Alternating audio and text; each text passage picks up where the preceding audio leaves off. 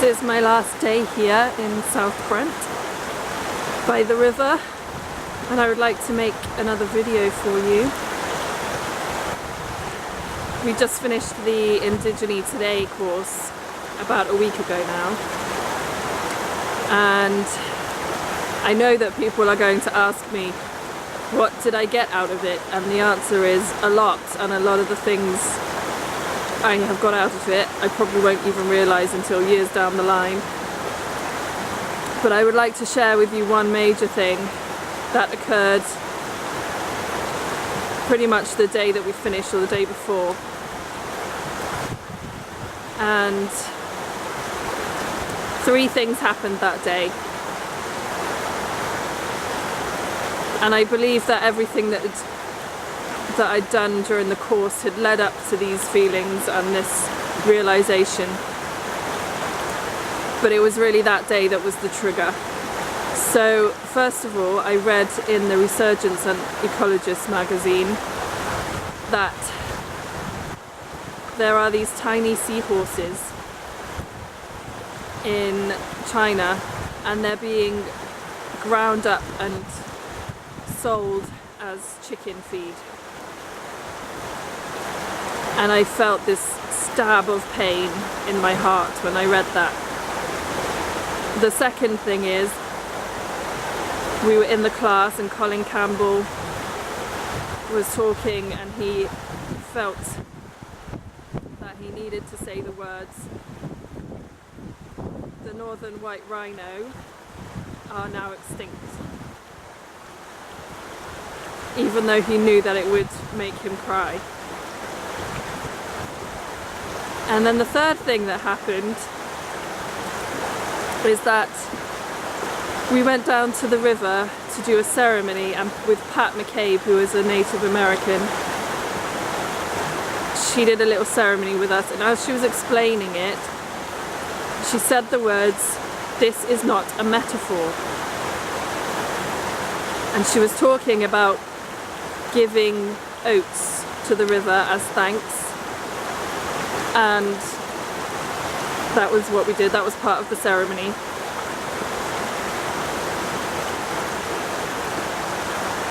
And she said, "This is not a metaphor." And those words have stayed with me, because I feel that every time we speak of Indigenous people and we say, oh yes, they say that the eagle is their brother, the seahorse is their brother, the rhino is their brother, whatever it is, we still see it as something like a belief. Like it's a belief that they have. It's nothing to do with the way we feel about the world. But when she said those words, "This is not a metaphor," and I thought about my own brother and how much I love him and respect him, and a huge part of me feels like I want to protect him. And just for you, I'm asking you now, feel it. Feel somebody that you really love, be it your brother, your husband or wife, your mother, your father, your best friend, anybody, somebody that you just feel like you would do anything for them.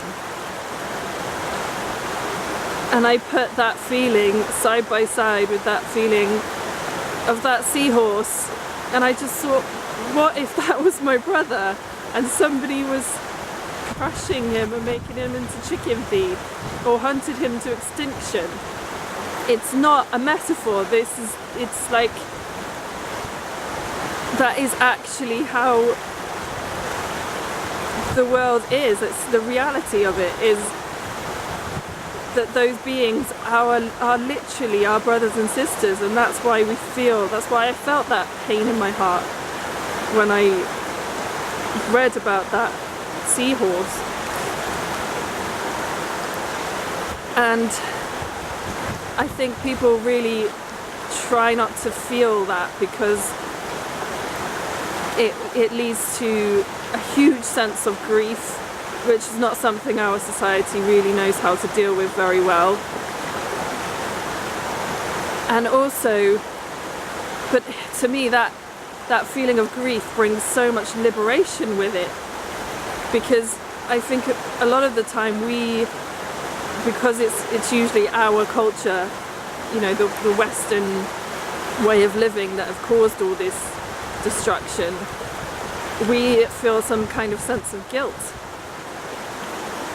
And it's really hard to feel grief properly if you're feeling guilty.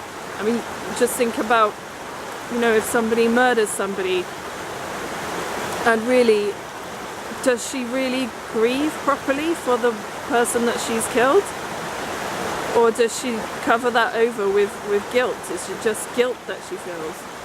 And I feel like that's us. We have this huge sense of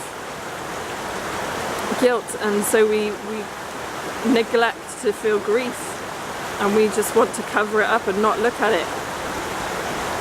But to me it's liberation. I feel free. And because of that same feeling, I also feel, well, it's like I can own my grief. I can own it. And because I can own my grief, I can also own my responsibility. And I really feel that this is what humanity brings to the world, and that's why we're different to other creatures, because we have this ability to feel compassion for everything and everyone in this world, which I do believe that other creatures do feel compassion,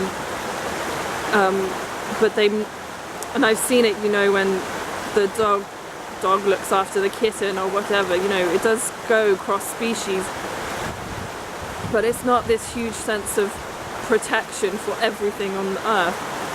And even if they do feel that, they might not have the physical ability to do something about it. For example, I'm pretty sure that trees would have that feeling of wanting to protect everything, but they can't move. So we have this beautiful gift, and if we can own our responsibility and say, no, actually that's my brother. I mean, imagine if somebody was literally hunting my brother down to kill him, or did that. I mean, you would just want to find that person, make them realise what they've actually done, and make sure they don't do it ever again. And it's that feeling of owning your responsibility is just, it's human. I feel human with that emotion. And if I can own that responsibility, then I can also own my joy.